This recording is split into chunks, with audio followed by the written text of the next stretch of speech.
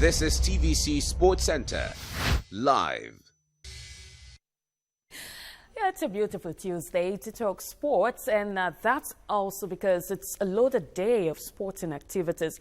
Football will be at its peak tonight with all to play for in the quarterfinals of the UEFA Champions League. And the Super Falcons as well, they have their eyes on the Africa Women Cup of Nations. But to get the tickets, they must see off their Senegalese counterparts today in Abuja.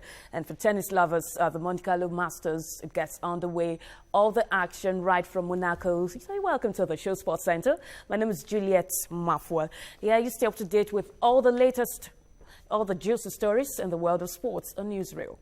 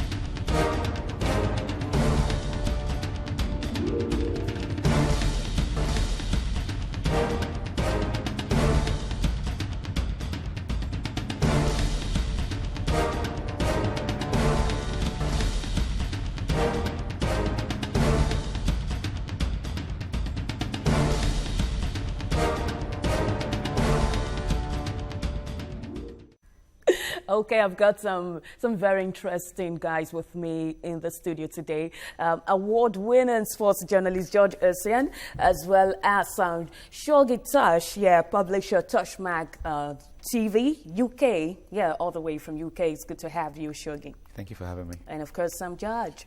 Good to be here as well. Okay, guys, let's do this. So it's, should I say so unfortunate you're coming in at this time when football isn't at its peak right here in Nigeria, you know, the whole AFCON qualifier exit and all of that. Yeah, we spoke after the game against Egypt. I remember you were so disappointed, Shoggy. I don't like remembering Egypt. Yeah, it's not one to remember. Well, what's happening right now, it's been tagged as the torso for power. What's going on at the helm of football in Nigeria? We have the... It's not new. It's not new. We have the Amaju Pinnick-led board and the Chris Giwa-led board. Yeah. And what all of this plays into is the fact that there's a big hammer from FIFA looming, dangling on the head of Nigeria. As usual. Giwa has gone on to appoint, members of various committees. He has announced Bola Oyede as the General Secretary. That means Dr. Sanusi doesn't have a job anymore. His vice presidents are known already, I think, by Bota and Ifyong Johnson. But FIFA's letter came yesterday, as expected. Interestingly, it was addressed to Amaju Pinnick. Usually addressed to and that's General because Secretary. Amaju Pinnick is still recognized as the correspondent president. is usually to the General Secretary, which should have been Mohamed Sanusi. So it goes to show that it's the office of Amaju Pinnick that sent out that letter. It should have been the office of the General Secretary. That's one thing I noticed. But aside from that, we expected all they said there. Do not take football matters to ordinary courts. It has to be court of arbitration for sports. And they reminded us that Chris Giwa had taken this to CAS already and has been thrown out. Okay, so why revisit it? In the letter FIFA sent, like you said, to the president, Amaju Pinnick. Now, Shoggy, FIFA did state there that, Chris Giwa at some point had done this before, taken this to CAS, and it has been dismissed. So why all of this again? Why are you coming up with this all of a sudden? Yeah, we always have these distractions in Nigerian football, and it doesn't help because we do have the talent, and we're blessed to, with so many facets of gifts, but we always struggle when it comes to the management part of you. And it's law, so you have to you have to acknowledge the justice and what have you. But it's just the timing, and obviously, with the Rio coming next year and and the qualifiers as well for the World Cup as well, it's just like not the best time. But the normal will happen, he'll pull out, or someone will have a chat with Giwa and, he'll pull out. Maybe just want some attention. The minister, the sports minister, Solomon Dalung, earlier this year did have a chat with both parties, Pinnick and Giwa. Yeah. And we thought this was settled. We thought it was successfully brokered. In fact, his special advisor on media was giving us updates on how it went, although we had someone called someone, and then someone. But at the end, they said there was peace. Yeah. But they said it was 2 days. They came back again, and we thought that there was peace. But maybe the Giwa camp saw the whole scenario about Nigeria failing to qualify for the Nations Cup and decided to plunge again. So this was the best time to do and this. And now there is an indictment on the sports minister. I'm not trying to be tribalistic. The sports minister is from Jos. Giwa is from Jos. Sports minister is a lawyer. He said he wants the rule of law to prevail. Why did it come up all of a sudden? If it's talking about the rule of law, the sport minister as well did issue a statement yesterday, and he was saying that the NFF filed for a stay of execution and, of course, an appeal, and that is 30 days. And the minister said Pinnick should be assuming his role as president for that 30 days unless the appeal has expired, And so I don't know where you're playing into now. Did you hear of the armed policemen? Of course. You can't just enter ahead into of that, the NFF. It's right now. No access. There's also this argument that the Egyptian FA was sacked. Yeah. They even still beat us. After that. I don't know if people get to give them. Okay, anyway. Moses, and all hell was not let loose. There was no letter from FIFA. There was really no noise. In fact, I was in Cairo then when it happened. Got it sorted, though. They got it sorted quickly. My dear, we never heard anything about it. There was no letter from FIFA. There was nothing. Everyone was silent about it. If you had even gone to the Egypt FA that day, you wouldn't have known anything like that happened. And they still defeated Nigeria. Well, Moses Illo is a seasoned sports administrator. He speaks on the ongoing power tussle at the NFF. That's a one-on-one.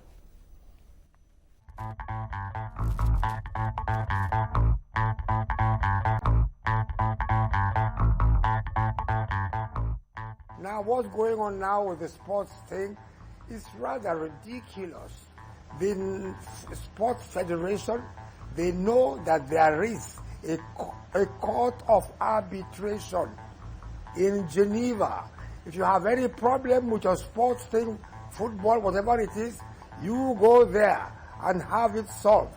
I'm so ashamed, so depressed, so disappointed that NFF is going to normal courts to discuss football. The one word for this action is corruption.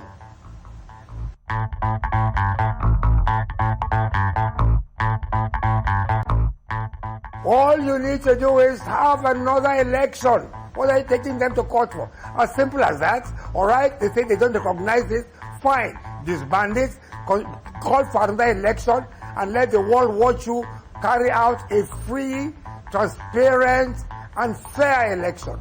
Since they have missed out on international competitions now, quickly on their own, call for a fresh election and probably get somebody from outside to be a witness to it.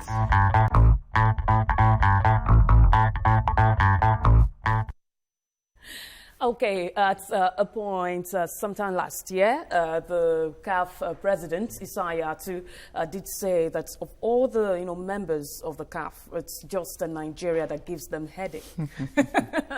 And I'm sure right now it's not just CAF president, even FIFA as well should be so tired of what's coming out from Nigeria in terms of administration, football, and all that. Well, for the sports minister, ever since he's assumed his office, he's been dealing more with football, the crisis in football. It is really. And let's tell you the implications of this. Well, first of all, FIFA hasn't congratulated Giwa. So we know he's not the NFF No, it's president. not recognized. Now, if we get that suspension or ban, we will not be playing at the football event of the Olympic Games. The Super Falcons, if they beat Senegal today, will not go to the AWC.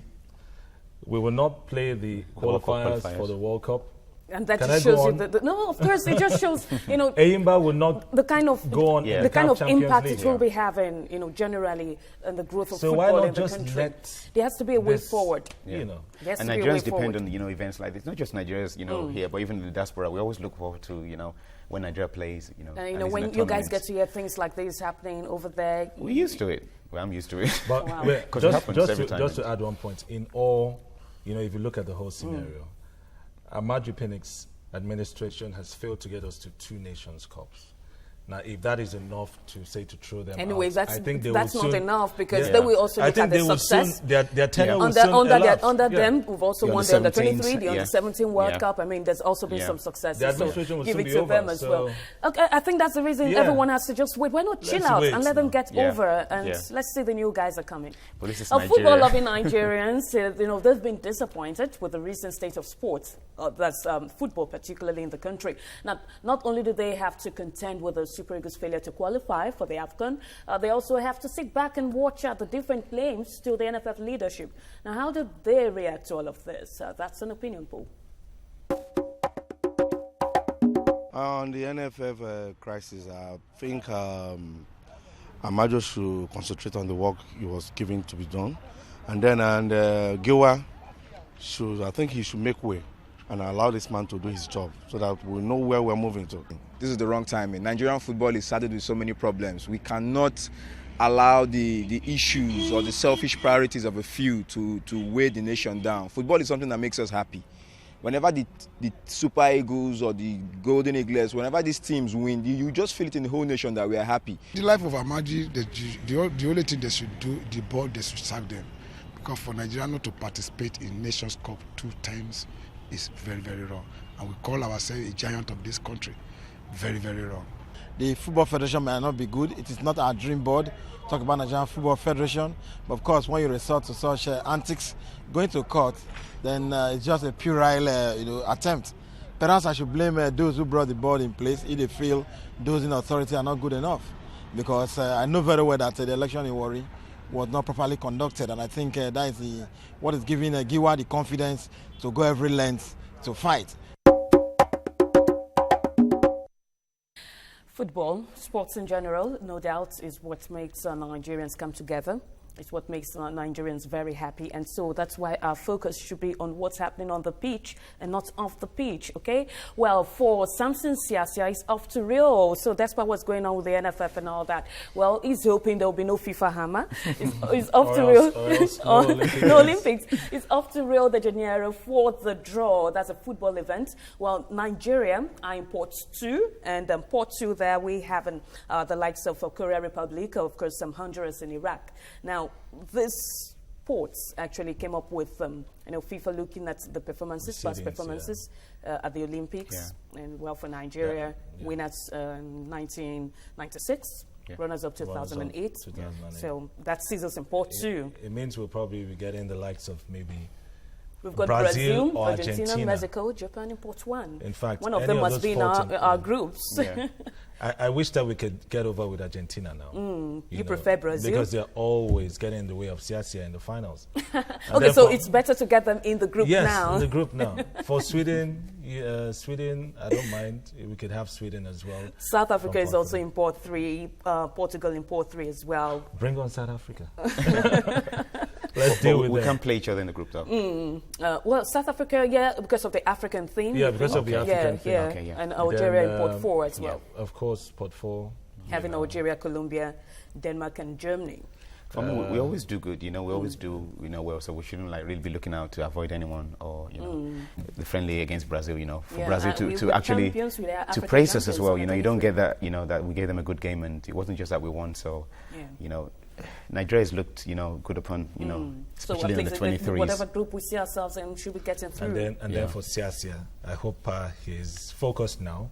He's gotten over our failure to qualify. Of course, he released 30 names yesterday, all local-based players. Yeah. And they should be in camp now. Yeah. Training should be starting tomorrow. That's right. Yeah, for the foreign-based players, the list should be coming up anytime soon. We know the likely those who will be there. I hear he will be around. Iwobi has promised to play for He's the also Olympics. looking at Igalo, for the overaged players. Igalo, remember, Igalo missed out on going to the Olympic Games in 2008. He had to drop him for Benin and so forth. So it'll be nice to have him featured right now. Moses Simon is another youngster. Those are Kelechi Iheanacho. I mean, we have the players, no doubt. I had a quick chat with Essien, and he's obviously focused and happy about going for the trip, and he's focused. Just as you said, he's over. He's well experienced. He's over the he's well experienced. When it comes to the Olympics, and at least this time he doesn't have Lionel Messi. Well, the Super Falcons, they've been favoured to pick a win in Dakar. That was in the first leg of the African Women Cup of Nations. That's the qualifier. But the Teranga Lions of Senegal, they did prove to be tough customers. And when it ended in Dakar, that was in the scoreline Nigerians respected. Proud of this game, everyone felt it was going to be maybe not a walk in a stroll in the park, but at least a victory for the Super Falcons. I fear Falcons are becoming very professional these days. By professional, not all of them, not most of them are playing abroad, but I know the ones that are playing abroad now will try to be careful. Oparanozie we saw that picture. You saw how she was, the deep cuts, the stitches, and all that. We expect her to be available. That's a how very did you get sad that? And there was no red card, there was no yellow card issued to the player. She said there was very physical. In fact, there were the referee was right in front of that action. There were complaints of juju being used, sprinkled on there. But we will not do that. I don't know. Sometimes when we have all these harsh things, when they come, we should tackle them.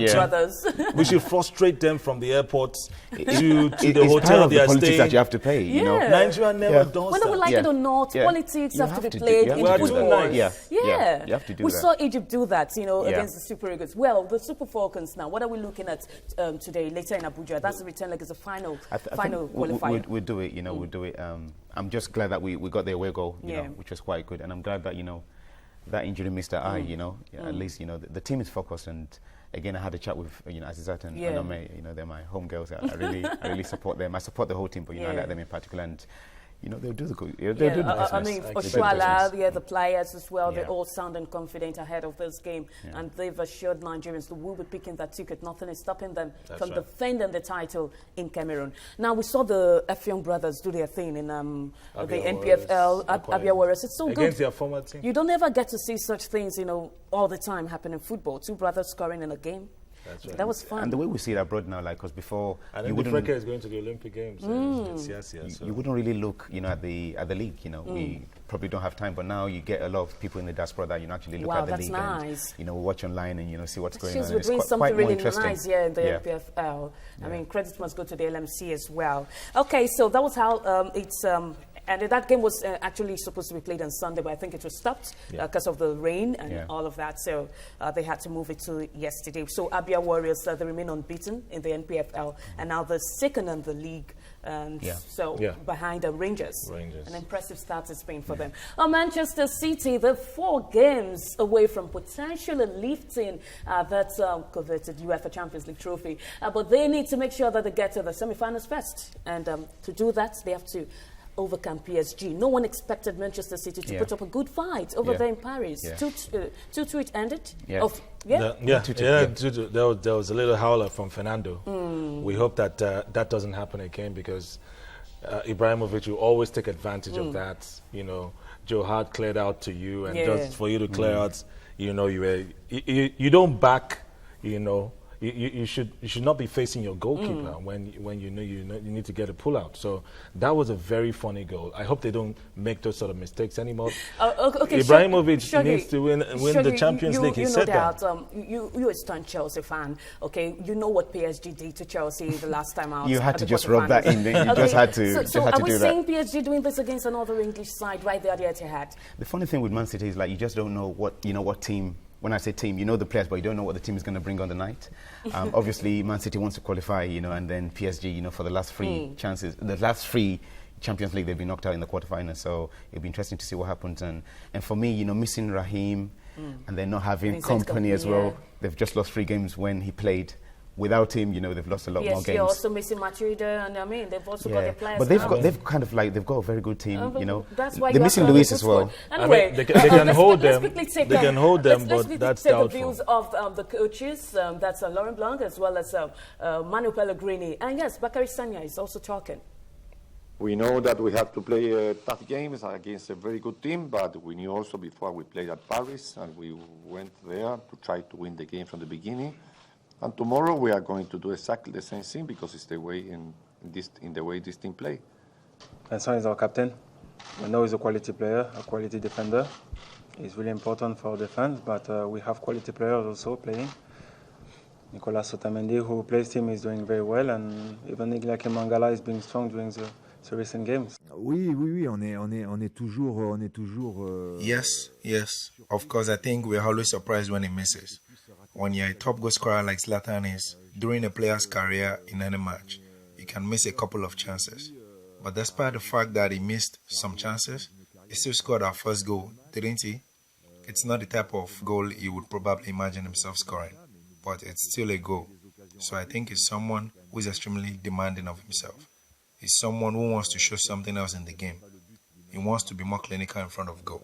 Mais c'est quand même un but. All right, 0-0, City goes through, 3-3, PSG goes through. I'm just talking about the calculators here. And even 1-1. 1-1, City goes through, but maybe PSG should just be looking for a win. And City should try and pack the bus if they can. Pack the bus without company. Well, for Real Madrid, the participation in this tournament is hanging by a thread. Now they've done the decimal, and they're looking at getting the 11th one, but they have to overturn a 2-0 deficit against Wolfsburg. I mean, Benzema is that impossible for a Madrid side at the Bernabeu? They score, especially at the Bernabeu, they score. Benzema is back, Bale is back, and Ramos is back as well. So they rested a lot of players, at the forward dropping, so they had that, luxury.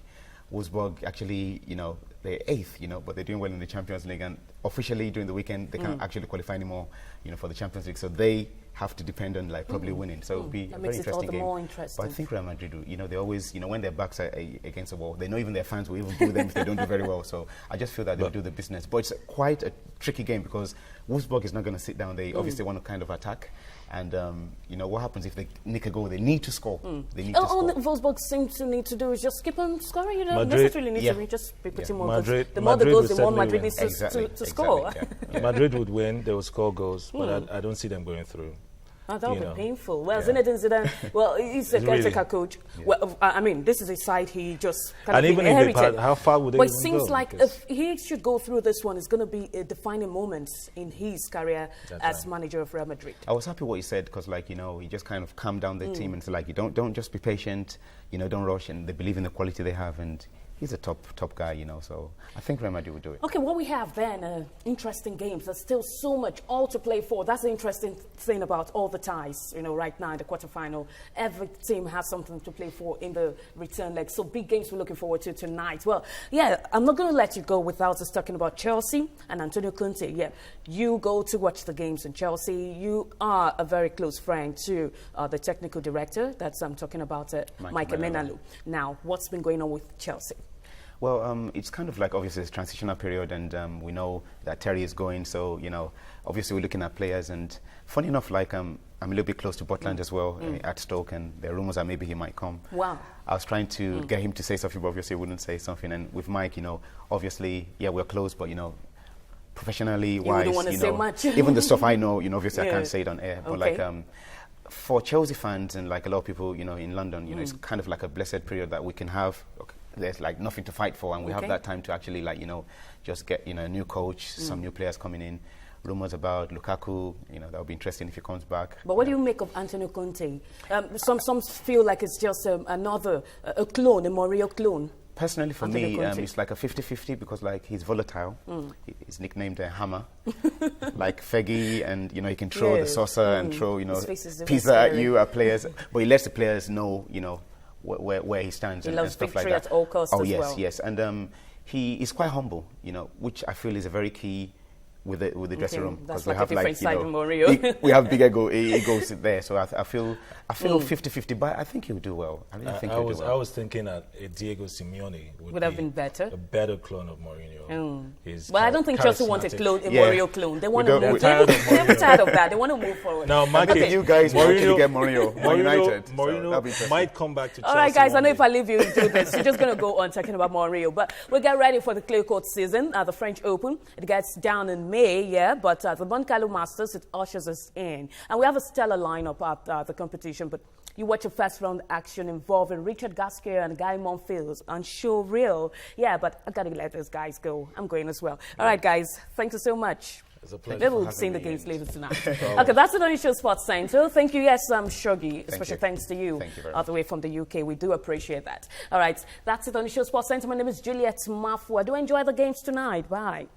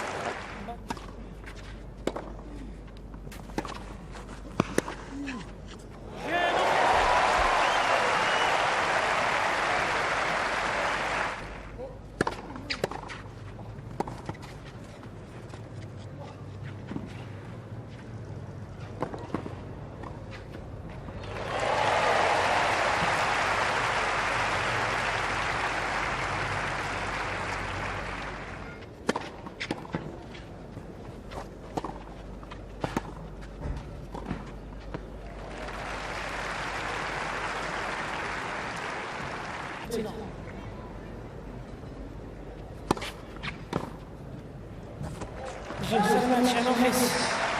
2 matchs à 0, 7-5, 6-0. 7-5, 6-11. That was TVC Sports Center.